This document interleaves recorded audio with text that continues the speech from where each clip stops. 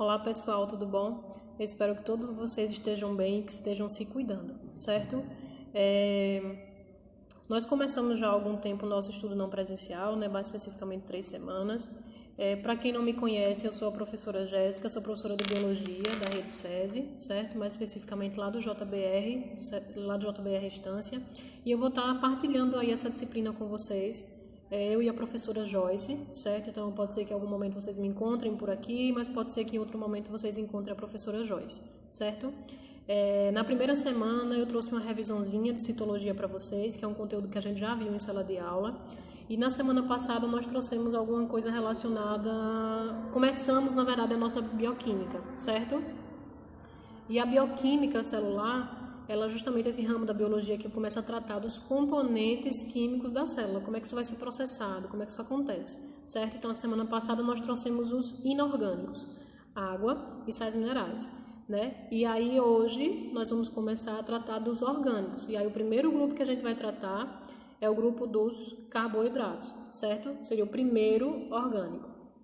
Então, os principais objetivos dessa aula, que eu quero que vocês saiam dessa aula sabendo, é o seguinte: vocês precisam analisar a importância dos carboidratos para os seres vivos, vocês precisam identificar os principais tipos de carboidratos e quais são seus respectivos papéis biológicos, bem como associar a importância dos carboidratos à saúde dos seres vivos, certo? Se vocês conseguirem sair dessa aula tendo uma noção legal disso, tá de boas, certo?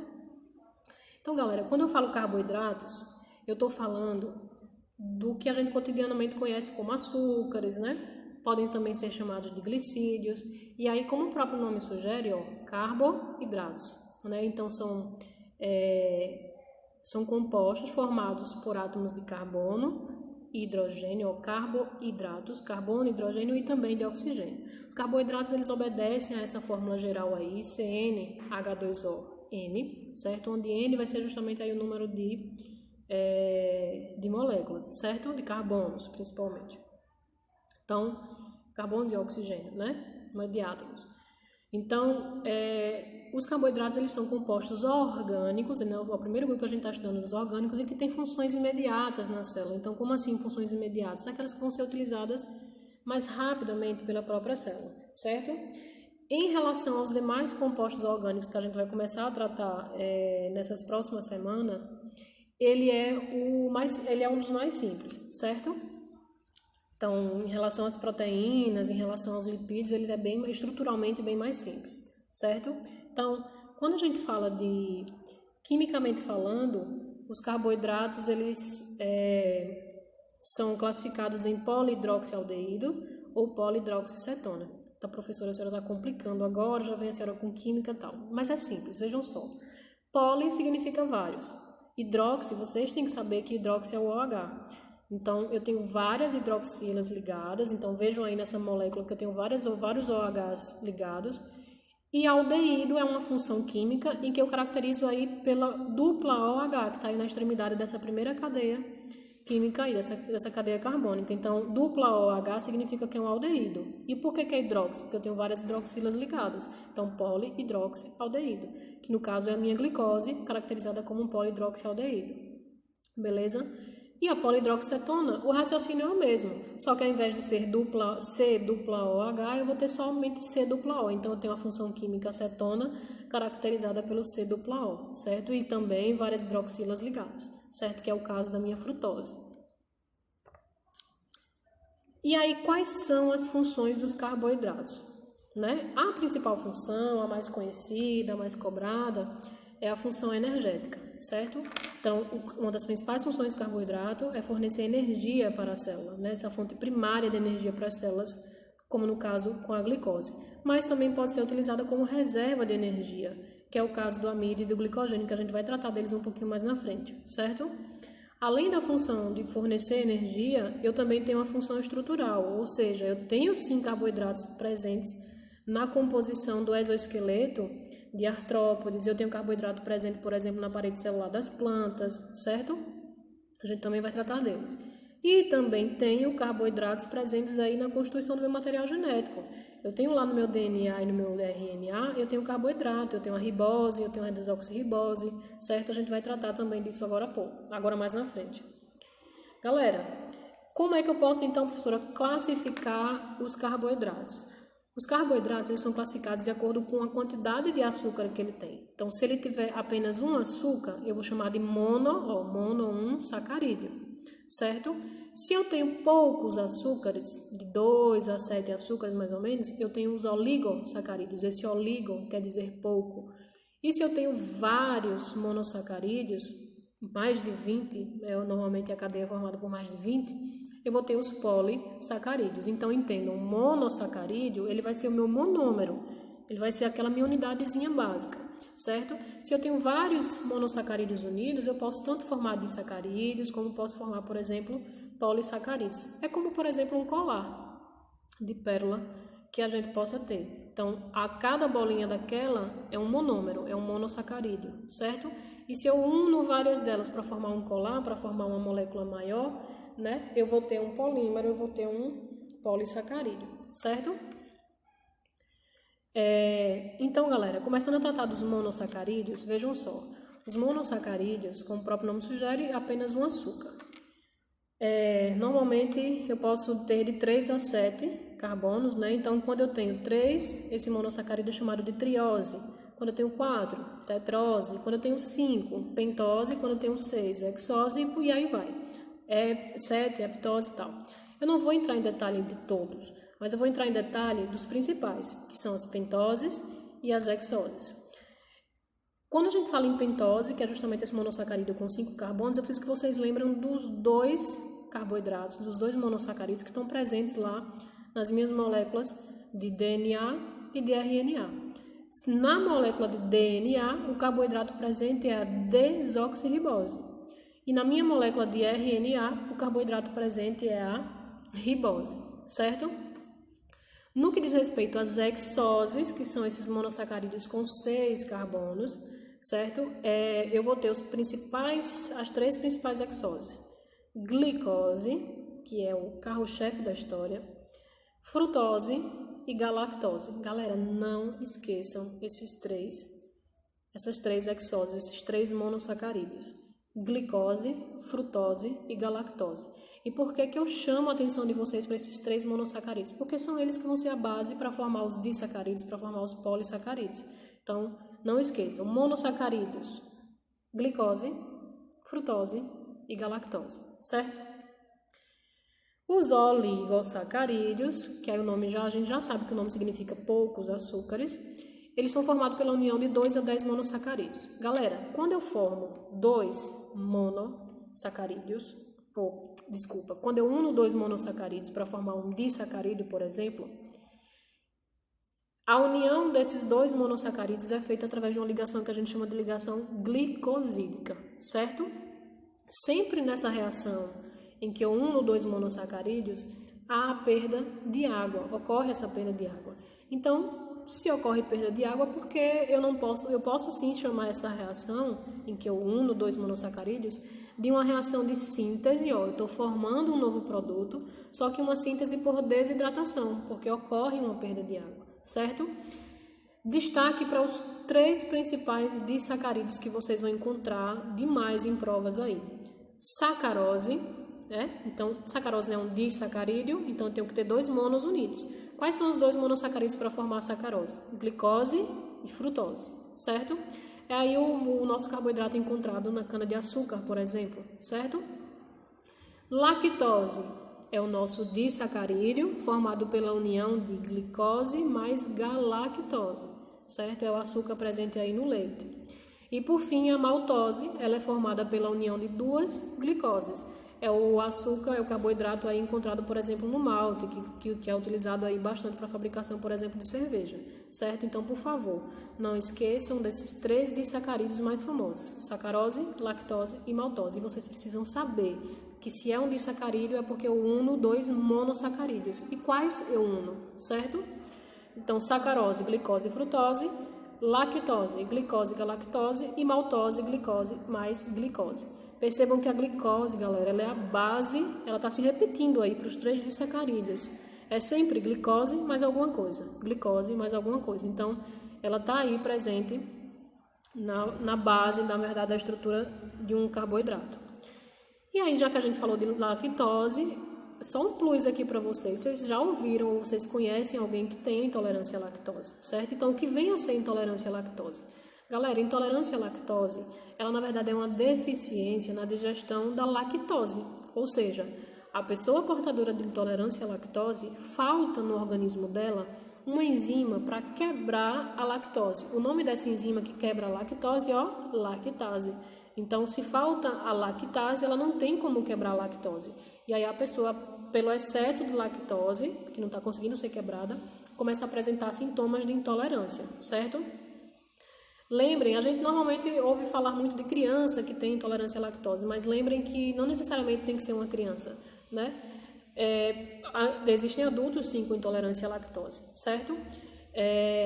Os principais sintomas são diarreia, gases, o abdômen fica bastante distendido, náuseas e cólicas, certo? Eu preciso que vocês não confundam intolerância com alergia, certo? Intolerância é porque falta essa enzima que vai quebrar a lactose. No caso da alergia, é uma reação no sistema imunológico por conta da proteína do leite, né? Então, o corpo ele responde de modo a reconhecer como um corpo estranho, vamos dizer assim, né? Resumidamente, para que vocês entendam.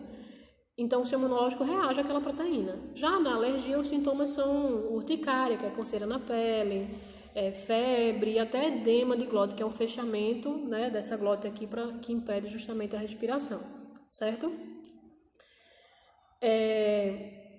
E aí a gente então já viu monossacarídeos, já vimos os oligosacarídeos e a gente vai terminando aí com os polissacarídeos.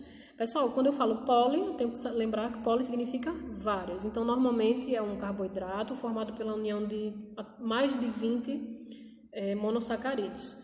Por ser uma molécula maior, ela tem maior peso molecular, né? E os polissacarídeos eles podem ter 2 funções. Ou ele vai funcionar como reserva energética, ou ele vai funcionar como dando aí a estrutura, né? Tem a função estrutural. No caso, eles são insolúveis em água, certo? Então, no caso da reserva energética, eu vou ter 2 principais polissacarídeos, que é o amido e o glicogênio.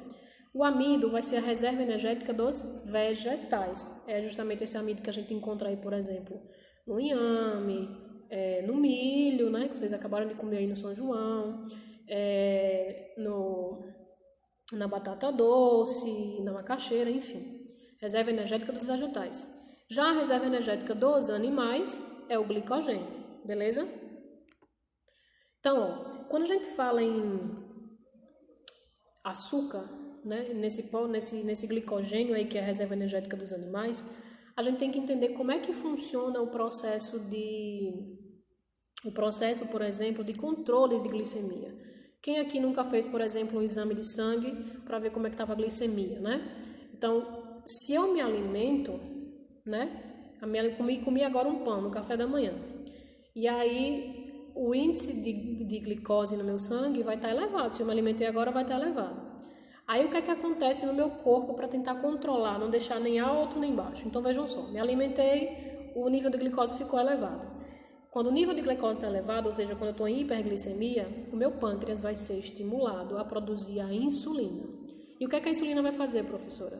A insulina ela vai lá na sua corrente sanguínea, justamente pegar essa glicose, sequestrar ela, para não deixar que ela fique em excesso no sangue, e vai jogar ela para o fígado, jogar ela em forma de glicogênio, certo? Então, a insulina tem esse papel, sequestra o que está no sangue em excesso, joga para o fígado em forma de glicogênio, deixa lá guardado, daqui a pouco a gente vai precisar. Quando o nível de glicose no sangue baixa, ao contrário, né? Você entra em hipoglicemia, ele faz o inverso.